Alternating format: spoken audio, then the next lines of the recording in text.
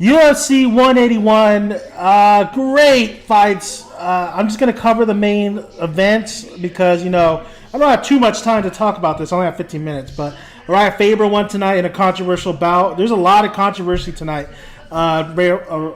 Faber doing the eye poke, getting the choke. It was unintentional, though, but he ended up winning that fight. I love California Kid, but yeah, that dude deserves a rematch, man. Like I said, there's a lot of fights, there's a lot of knockouts, there's a lot of submissions, there's a lot of crazy chokeholds.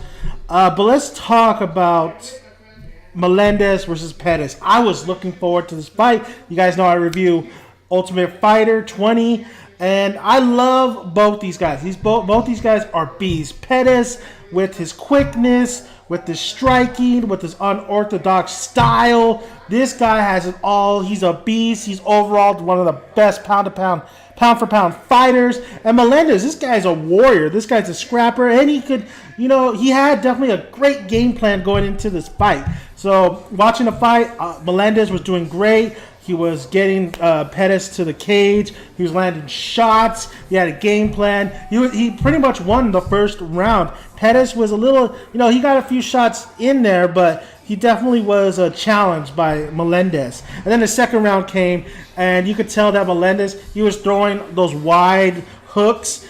Not the best way to go against Pettis. Pettis had those jabs, pinpoint accuracy strikes. That's what Melendez should have focused on. And Melendez was also trying to get him to the cage and get him down. And he had his head down while he was going for a double leg takedown. But Pettis they both, I think, went to the ground. And overall, Pettis got a guillotine hook, a quick guillotine hook after hurting him with the punch. I think it was a little bit of an uppercut to Melendez. I can't remember, but he hit him with the punch, and Melendez went down a little bit, tried to get that double leg. Pettis capitalized, did a quickness guillotine choke, and just got him. He got Melendez. I mean, Pettis is so quick and so great at every aspect in the game that even Melendez said, and Melendez knew what he did wrong. Melendez knew that, hey, this guy is good.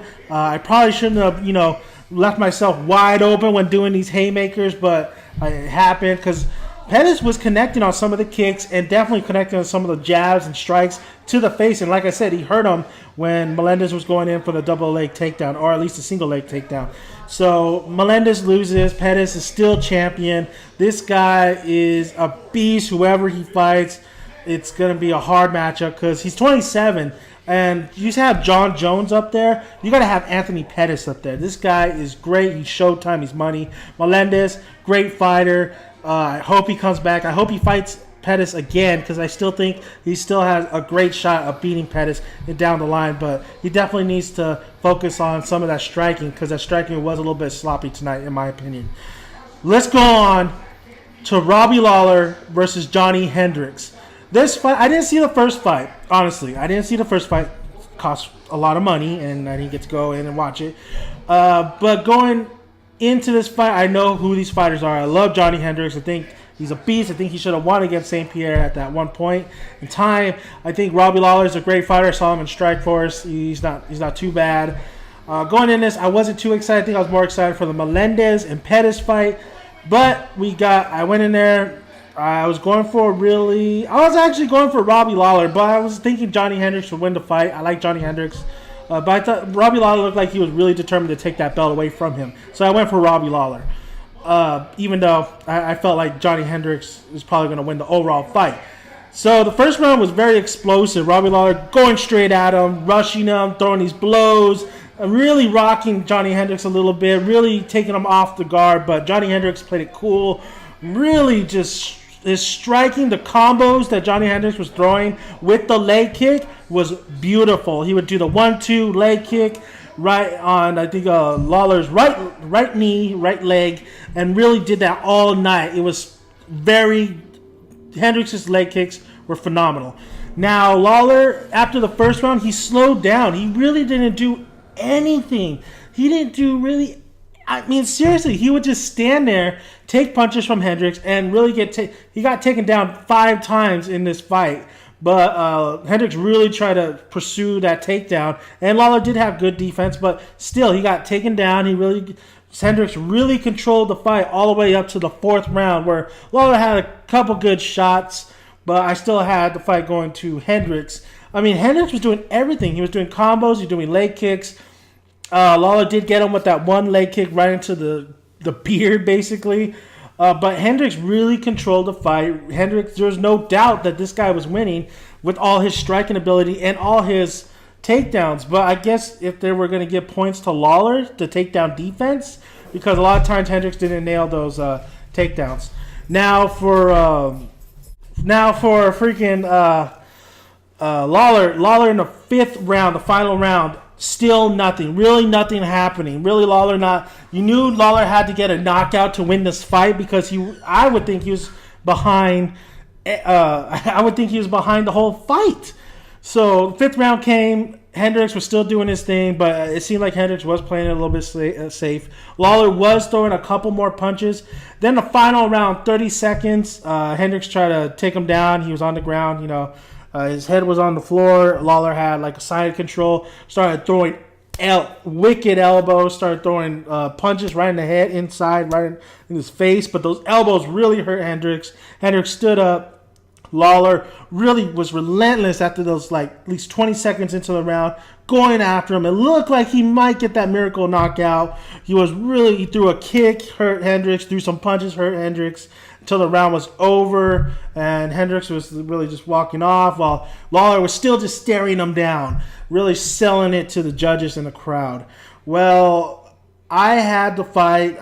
Score-wise, I didn't really think about score-wise. I just said Hendricks pretty much won most of those rounds. If anything, Lawler maybe won 2 rounds, but Hendricks really controlled the whole fight. You could have even gave the first round to Hendricks if you wanted to, but Hendricks won this fight. There's no shot of a doubt. Hendricks did more. He connected more with his punches. He did more. He just automatically did more. He attempted more takedowns. He got a lot more takedowns than Lawler. This Hendricks won the fight. There is no shot of a doubt. So when I went to the scorecards, it was 48 to 47 for Lawler. And that was just a big question mark. But I was like, okay, well, the last 2 judges are definitely going to give it to Hendricks because it's Hendricks. And I forgot what was the second judge's score. I think it was like 48 to 47 as well. Hendricks.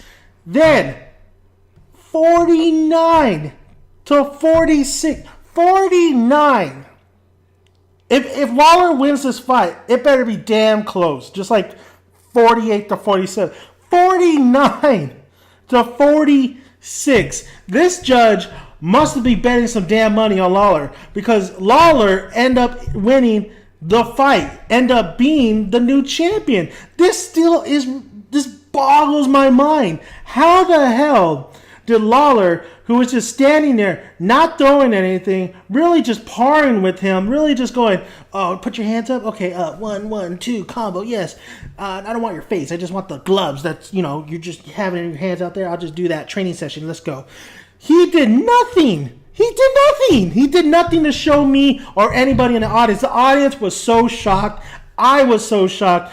Actually, in the back of my mind, I was like, are they going to pull some boxing bullshit and actually give this fight to Lawler? And that's exactly what they did. Even though I was going for Lawler, watching this fight, I was like, there's no way Lawler wins this fight. There's no way. The only way he wins this fight is the 4th and 5th round, he goes relentless and really takes Hendricks out. Even then, Joe Rogan said it best. Lawler has to really dominate those last 2 rounds to win this fight. And I did not see a 4th round domination from Lawler, or Hendricks, that is. Hendricks was slowing down in the 4th round. But Hendricks, I still think he won that round. It's just ridiculous. If you watch the fight, you saw Lawler just really standing there. You're telling him, you're yelling at the TV saying, do something. Hit him. Throw an elbow. Do something when he's got you in the cage like that. Throw something. A lot of times Joe Rogan said maybe Lawler's hand is messed up. His right hand. He's not throwing it. Maybe that was the case. I don't know what was happening. But the ending of this fight, the judge's decision to give Lawler the belt was ridiculous. This is why I feel like UFC is starting to become the new boxing. It's ridiculous. Some of the judge and the decisions that these people make are just ridiculous. And some of the fights, this fight overall was boring. It was boring. It was good in the first round, definitely great in the last round. But UFC, I think a lot of people tune into UFC for entertainment, for explosions, for definitely more highlight, more reels, more just aggressive fighting, more just punches being thrown. Overall, just excitement. That's what they get other than boxing. Boxing, I used to watch boxing all the time, but boxing was slowing down. It wasn't exciting. It was just more technical and everything. And then there was a lot of bad calls, bad decision making. With UFC, when it first started off, it was exciting. When Chuck was knocking people out, when there was, even if you go back when UFC was just no rules, everybody watched UFC because there were no rules. Now there's rules and placement, and yes, you get boring fights somewhat, but it was still entertaining. But UFC has a problem with injury, with entertainment value. I know these guys are going in there to win. They have game plans. I get it because I was in that system at one point in my life. I get it. But UFC also, you got to understand, people watch UFC, the general audience watch UFC to be entertained. Yes, this ain't WWE, and I don't know why CM Punk is coming into the MMA. Whatever. Another Brock Lesnar. Give him a hand. I'd rather see The Rock and Stone Cold come in there. But honestly, this fight was boring. Anthony Pettis and Melendez put on more of a show, and definitely it was more of intensity in that fight. There's more riding into it than I think the Hendricks and Lawler fight. And it's just crazy how watching the highlights from their first fight goes into this fight. And it was smart, though. It's very smart for Hendricks to slow down the pace. But Lawler really didn't show me anything for him to capture the belt.